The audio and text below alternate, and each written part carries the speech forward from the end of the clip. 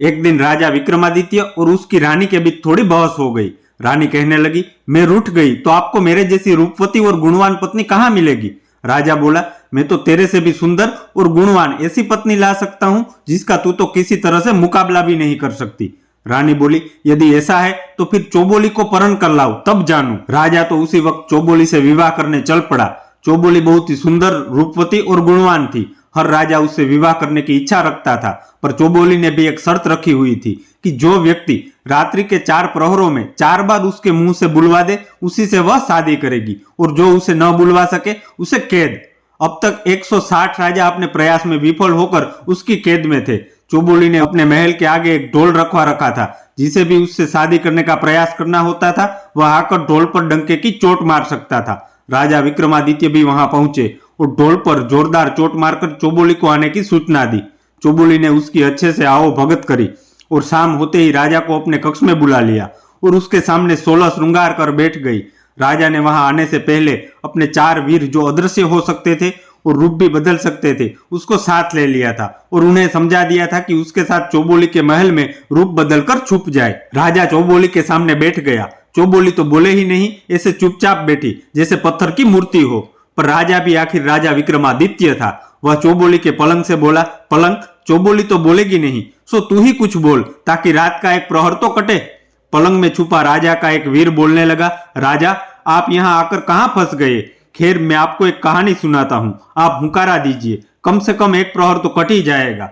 पलंग बोलने लगा, राजा हुंकारा देने लगा। एक राजा का बेटा और एक साहूकार का बेटा, दोनों में तगड़ी दोस्ती थी। साथ सोते, साथ खेलते, साथ आते जाते, एक पल भी एक दूसरे से दूर नहीं होते। दोनों ने आपस में तय भी कर रखा था कि वे दोनों कभी अलग नहीं होंगे। दोनों की शादियां भी हो चुकी थी और दोनों की ही पत्नियां मायके बैठी थी। एक दिन साहूकार अपने बेटे से बोला कि बेटे, तेरी बहू मायके में बैठी है, जवान है, उसे ज्यादा दिन वहां नहीं छोड़ा जा सकता, इसलिए जाकर उसे ले आ। बेटा बोला, बापू, आपका हुक्म सिर माथे पर, लेकिन जाऊं कैसे। मैंने तो कुंवर से वादा कर रखा है कि उसे छोड़कर कहीं अकेला नहीं जाऊंगा। साहूकार ने सोचते हुए कहा, बेटे, तुम दोनों में ऐसी ही मित्रता है तो एक काम कर, राजा के बेटे को भी अपनी ससुराल साथ ले जा, पर एक बात का ध्यान रखना, तेरे ससुराल में उसकी खातिर उनकी प्रतिष्ठा के हिसाब से बड़े आओ भगत से होनी चाहिए।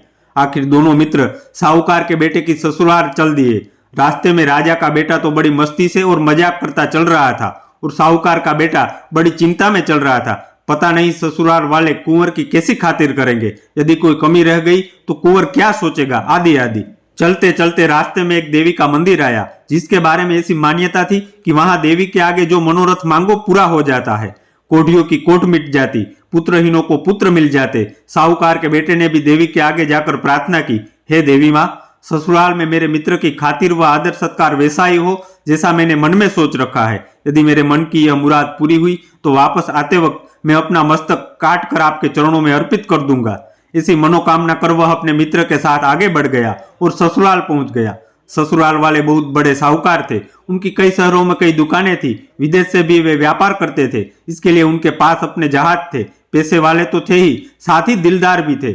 उन्होंने अपने दामाद के साथ आए राजा के कुंवर को देखकर ऐसी मान मनोहर व आदर सत्कार किया कि उसे देखकर राजा का कुंवर खुद भौचंका रह गया। ऐसा सत्कार तो उसने कभी देखा ही नहीं था। दोनों 10 दिन वहां रहे। उसके बाद साहूकार के बेटे की वधू को लेकर वापस चले। रास्ते में राजा का बेटा तो वहां किए आदत सरकार की प्रशंसा करता रहा। साहूकार के बेटे ने जो मनोरथ किया था वो पूरा हो गया। रास्ते में देवी का मंदिर आया तो साहूकार का बेटा रुका, बोला, आप चले, मैं दर्शन कराता हूं। राजा का बेटा बोला, मैं भी चलूं, दोनों साथ साथ दर्शन कर लेंगे।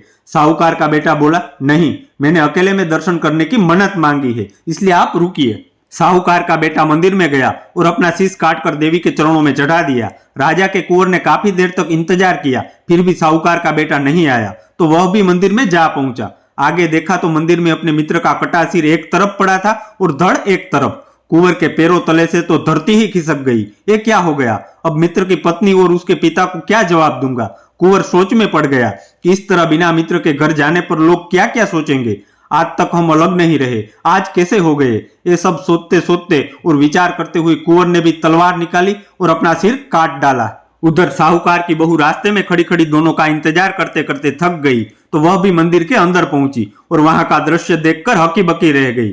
दोनों मित्रों के सिर कटे हुए सव पड़े थे। मंदिर में लहू बह रहा था। वह सोचने लगी कि अब उसका क्या होगा। ससुराल में बिना पति के जाकर अपना मुंह कैसे दिखाएगी, लोग क्या क्या कहेंगे। यह सोचकर उसने भी तलवार उठाई और जोर से अपने पेट में मारने लगी। तभी देवी माँ ने प्रकट होकर उसका हाथ पकड़ लिया। साहूकार की वधू देवी से बोली, हे देवी, छोड़ दे मुझे और मरने दे। इन दोनों का तूने भक्षण कर लिया है, अब मेरा भी कर ले। देवी ने कहा, तलवार नीचे रख दे और दोनों के सिर उठाकर इनके धड़ पर रख दे, मैं अभी दोनों को पुनः जीवित कर देती हूँ। साहूकार की बहू ने झट से दोनों के सिर उठाए और धड़ों के ऊपर रख दिए। देवी ने अपने हाथ से उन पर एक किरण छोड़ी और दोनों जीवित हो उठे। देवी अंतर ध्यान हो गई, पर एक गड़बड़ हो गई। साहूकार की बहू ने जल्दबाजी में साहूकार का सिर कुंवर के धड़ पर और कुंवर का सिर साहूकार के धड़ पर रख दिया था। अब दोनों विचार में पड़ गए कि अब ये पत्नी किसकी, सिर वाले की या धड़ वाले की। पलंग बोला, हे राजा विक्रमादित्य, आप न्याय के लिए प्रसिद्ध है, अतः आप ही न्याय करें, वह किसकी पत्नी होगी। राजा बोला, इसमें पूछने वाली कौन सी बात है, वह महिला धड़ वाले की ही पत्नी होगी। ये सुनते ही चौबोली चौंक उठी और गुस्से में बोली, वाह राजा वाह, बहुत बढ़िया न्याय करते हो, धड़ से क्या लेना देना, पत्नी तो सिर वाले की ही होगी, सिर बिना धड़ का क्या मोल। राजा बोला, आप जो कह रही है वही सत्य है। बजारे ढोली ढोल, चौबोली बोली पहला बोल और ढोली ने ढोल पर जोरदार डंका मारा। अब राजा ने चौबोली के कक्ष में रखे हुए पानी के मटके को कहा, हे मटके, एक प्रहर तो पलंग ने काट दिया, अभी भी रात के 3 प्रहर बचे हैं, तू भी कोई बात बता ताकि कुछ तो समय कटे। मटका बोलने लगा, राजा हुंकार देता गया। एक समय की बात है, एक राजा का बेटा और एक साहूकार का बेटा बचपन से ही बड़े अच्छे मित्र थे। साथ रहते, साथ खेलते, साथ खाते पीते। एक दिन उन्होंने बचपने व नादानी में आपस में एक वचन दिया कि जिसकी शादी पहले होगी वह अपनी पत्नी को सुहाग रात में अपने मित्र के पास भेजेगा। समय बीता और बात आई गई हो गई। समय के साथ दोनों मित्र बड़े हुए तो साहूकार ने अपने बेटे का विवाह कर दिया। साहूकार की बहू घर पर आ गई। सुहाग रात का समय बहू रमझम करती 16 श्रृंगार किए अपने शयन कक्ष में आई। आगे देखा साहूकार का बेटा, उसका पति मुंह लटकाए उदास बैठा था। साहूकारनी बड़ी चतुर थी, अपने पति की यह हालत देखकर बड़े प्यार से हाथ जोड़कर बोली, क्या बात है नाथ, क्या आप मेरे से नाराज है? क्या मैं आपको पसंद नहीं हूं, या मेरे माँ बाप ने शादी में जो दिया वह आपको पसंद नहीं? मैं जैसी भी हूं आपकी सेवा में हाजिर हूं। आपने मेरा हाथ थामा है, आपके मन में जो भी बात है मुझे बिना झिझक के बताइए। साहूकार बोला, ऐसी बात नहीं है, मैं धर्म संकट में फंस गया हूँ। बचपन में नादानी के चलते अपने मित्र राजा के कुंवर से एक वचन कर लिया था, जिसे मैं न तो निभा सकता हूँ और न तो तोड़ सकता हूँ। अब क्या करूँ समझ नहीं आ रहा। ऐसा क्या वचन दिया है आपने, कृपया मुझे भी बताइए। यदि आपने कोई वचन दिया है तो उसे पूरा भी करेंगे, मैं भी आपका इसमें साथ दूंगी। साहूकार पुत्र ने अपनी पत्नी को न चाहते हुए भी बचपन में किए वचन की कहानी सुनाई। पत्नी बोली, हे नाथ, चिंता ना करे, मुझे आज्ञा दीजिए, मैं आपका वचन भी निभा लूंगी और अपना धर्म भी बचा लूंगी।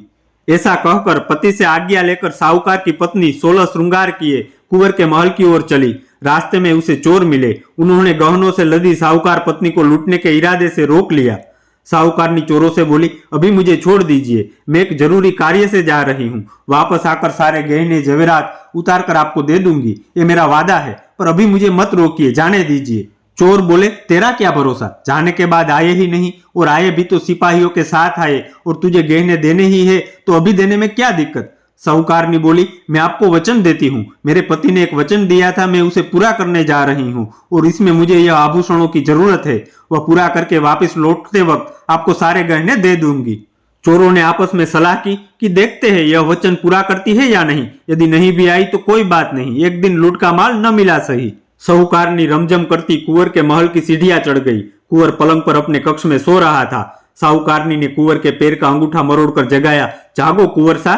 कुंवर चौंक कर जागा और देखा उसके कक्ष में इतनी रात गई एक सुंदर स्त्री 16 श्रृंगार किए खड़ी है। कुंवर को लगा वह सपना देख रहा है, इसलिए कुंवर ने बार बार आंखें मलकर देखा और बोला, हे देवी, तुम कौन हो, कहां से आई हो, और इस तरह इतनी रात्रि गई, तुम्हारा यहाँ आने का प्रयोजन क्या है। साहूकार की पत्नी बोली, मैं आपके बचपन के मित्र साहूकार की पत्नी हूँ। आपके और आपके मित्र के बीच बचपन में तय हुआ था कि जिसकी शादी पहले होगी वह अपने पत्नी को सुहाग रात में अपने मित्र के पास भेजेगा।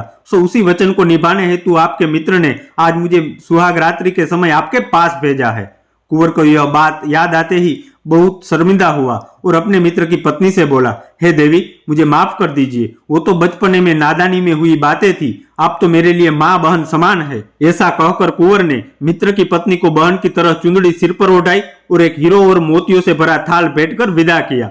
साहूकारनी वापस आई। चोर रास्ते में ही खड़े उसका इंतजार कर रहे थे। उसे देख आपस में चर्चा करने लगे, ये औरत है तो जवान की पक्की। साहूकारनी ने चोरों के पास आकर बोला, यह हीरो मोतियों से भरा थाल रख लीजिए, ये तुम्हारे भाग्य में ही लिखा था और मैं अभी अपने गहने उतार कर भी आपको दे देती हूँ। कहकर साहूकारनी अपने एक एक कर सभी गहने उतारने लगी।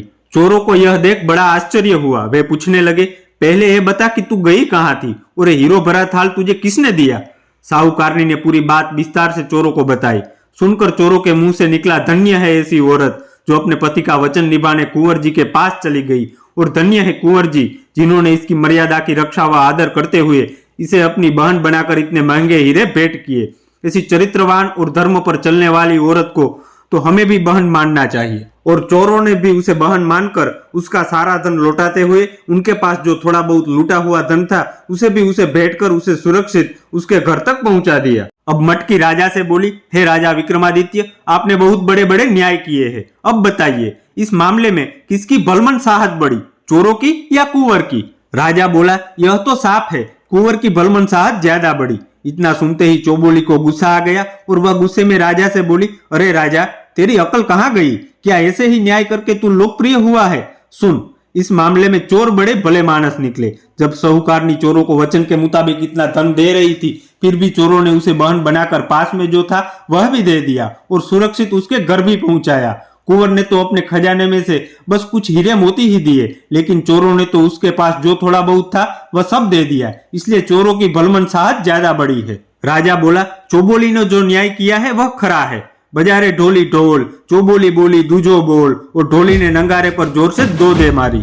अब राजा चौबोली के महल की खिड़की से बोला, दो घड़ी रात तो कट गई, अब तू ही कोई बात कह ताकि तीसरा प्रहर कट सके। खिड़की बोली, ठीक है राजा, आपका हुक्म सिर माथे पर, मैं आपको कहानी सुना रही हूँ, आप हुकारा देते जाना। खिड़की राजा को कहानी सुनाने लगी। एक गांव में एक ब्राह्मण और एक साहूकार के बेटे के बीच बहुत गहरी मित्रता थी। जब वे जवान हुए तो एक दिन ससुराल अपनी पत्नियों को लेने एक साथ रवाना हुए। कई दूर रास्ता काटने के बाद आगे दोनों के ससुराल के रास्ते अलग अलग हो गए। अतः अलग अलग रास्ता पकड़ने से पहले दोनों ने सलाह मशवरा किया कि वापसी में जो यहाँ पहले पहुंच जाए वो दूसरे का इंतजार करे। इसी सलाह कर दोनों ने अपने अपने ससुराल का रास्ता पकड़ लिया। साहूकार के बेटे के साथ एक नाई भी था। ससुराल पहुंचने पर साहूकार के साथ नाई को देखकर एक बुजुर्ग महिला ने अन्य महिलाओं को सलाह दी कि जवाई जी के साथ आए नाई की खातिर में कोई कमी नहीं रह जाए, वरना यह हमारी बेटी के ससुराल में जाकर हमारी बहुत उल्टी सीधी बातें करेगा, और इसकी बढ़िया खातिर करेंगे तो यह वहां जाकर हमारी तारीफों के पूरे गांव में पुल बांधेगा। इसलिए इसकी खातिर में कोई कमी ना रहे। बस फिर क्या था, घर की बहू बेटियों ने बुढ़िया की बात को पकड़कर नाई की पूरी खातिरदारी शुरू कर दी। वे अपने जवाई को पूछे या ना पूछे, पर नाई को हर काम में पहले पूछे। खाना खिलाना हो तो पहले नाई, बिस्तर लगाना हो तो पहले नाई का बिस्तर लगे। साहूकार का बेटा अपनी ससुराल में मायूस और नाई उसे देखकर अपनी मूंछ मरोड़े। यह देखकर मन ही मन दुखी होकर साहूकार के बेटे ने वापस जाने की जल्दी की। ससुराल वालों ने भी उसकी पत्नी के साथ उसे विदा कर दिया। अब रास्ते में नाई साहूकार पुत्र से मजाक करते चले कि ससुराल में नाई की इज्जत ज्यादा रही कि जवाई की। जैसे जैसे नाई ये वचन बोले, साहूकार का बेटा मन ही मन गुस्से से बढ़ता जाए, पर नाई को इससे क्या फर्क पड़ने वाला था। उसने तो अपनी बातें जारी रखी। ऐसे ही चलते चलते काफी रास्ता कट गया। आधे रास्ते में ही साहूकार के बेटे ने इसी मनुहार वाली बात पर गुस्सा कर अपनी पत्नी को छोड़कर नाई को साथ लेकर चल दिया। इस तरह बीच रास्ते में छोड़ देने पर साहूकार की बहू बहुत दुखी हुई और उसने अपना रथ वापस अपने मायके की ओर मोड़ लिया, पर वह रास्ता भटक कर किसी और अनजाने नगर में पहुंच गई। नगर में घुसते ही एक मालन का घर था। साहूकारनी ने अपना रथ रोका और कुछ धन देकर मालन से उसे अपने घर में कुछ दिन रहने के लिए मना लिया। मालन अपने बगीचे के फूलों से माला आदि बनाकर राजमहल में पहुंचाया करती थी। अब मालन फूल तोड़कर लाए और साहूकारनी नित नए फूलों के गजरे, मालाएं आदि बनाकर उसे राजा के पास ले जाने हेतु दे देती। एक दिन राजा ने मालन से पूछा कि आजकल फूलों की ये इतनी सुंदर मालाएं कौन बना रहा है? तुझे तो ऐसी बनानी आती ही नहीं। मालन ने राजा को बताया, हुकुम, मेरे घर एक स्त्री आई हुई है, बहुत गुणवंती है, वही ऐसी सुंदर सुंदर कारीगरियां जानती है। राजा ने तुरंत हुक्म दे दिया कि उसे हमारे महल में हाजिर किया जाए। अब क्या करे? साहूकारनी ने बहुत मना किया, पर राजा का हुक्म कैसे टाला जा सकता था। सो साहूकारनी को राजा के सामने हाजिर किया गया। राजा तो उस रूपवती को देखकर आसक्त हो गया। ऐसी सुंदर नारी तो उसके महल में कोई नहीं थी। सो राजा ने हुक्म दिया कि इसे महल में भेज दिया जाए। साहूकारनी बोली, हे राजन, आप तो गांव के मालिक होने के नाते मेरे पिता समान है। मैं शादीशुदा हूँ, मेरे ऊपर कुदृष्टि मत रखिए और मुझे छोड़ दीजिए। पर राजा कहाँ मानने वाला था, वो नहीं माना। अतः साहूकारनी बोली, आप मुझे सोचने के लिए 6 महीने का समय दीजिए। राजा ने समय दे दिया। साथ ही उसे रहने के लिए गांव के नगर के बाहर रास्ते पर एक एकांत महल भी दे दिया। साहूकारनी रोज उस महल के झरोखे से आते जाते लोगों को देखती रहती। कहीं कोई ससुराल या पीहर का कोई जान पहचान वाला मिल जाए तो समाचार भेजा जा सके। उधर रास्ते में ब्राह्मण का बेटा अपने मित्र साहूकार का इंतजार कर रहा था। जब साहूकार को अकेले आते देखा तो वह सोच में पड़ गया। उसने पास आते ही साहूकार के बेटे से उसकी पत्नी के बारे में पूछा तो साहूकार बेटे ने पूरी कहानी ब्राह्मण पुत्र को बता दी। ब्राह्मण ने साहूकार को खूब खरी खोटी सुनाई कि नाई की खातिर ज्यादा हो गई तो इसमें उसकी क्या गलती थी, ऐसे कोई कैसे पत्नी को छोड़कर जा सकता है। और दोनों उसे लेने वापस चले। तलाश करते करते वे दोनों भी उसी नगर पहुंचे। साहूकारनी ने महल के झरोखे से दोनों को देख लिया तो उसे बुलाने के लिए आदमी भेजा। ब्राह्मण के बेटे ने दोनों में सुलह कराई। राजा को भी पता चला कि उसका ब्याह था आ गया तो उसने भी अपने पति के साथ जाने की इजाजत दे दी और साहूकार पुत्र अपनी पत्नी को लेकर घर आ गया। कहानी पूरी करके खिड़की ने राजा से पूछा, हे राजन, आपके न्याय की प्रतिष्ठा तो 7 समंदर दूर तक फैली है। अब आप बताइए कि इस मामले में भलमन साहत किसकी, साहूकार की या साहूकारनी की। राजा बोला, इसमें तो साफ है, भलमन साहत तो साहूकार के बेटे की है, जिसने छोड़ी पत्नी को वापस अपना लिया। इतना सुनते ही चौबोली के मन में तो मानो आग लग गई हो। उसने राजा को फटकारते हुए कहा, अरे अधर्मी राजा, क्या तू ऐसे ही न्याय कर प्रसिद्ध हुआ है? साहूकार के बेटे की इसमें कौन सी भलमन साहत? भलमन साहत तो साहूकार पत्नी की थी, जिसे निर्दोष होने के बावजूद साहूकार ने छोड़ दिया था और उसे रानी बनने का मौका मिलने के बावजूद वह नहीं मानी और अपने धर्म पर अडिग रही। धन्य है ऐसी स्त्री।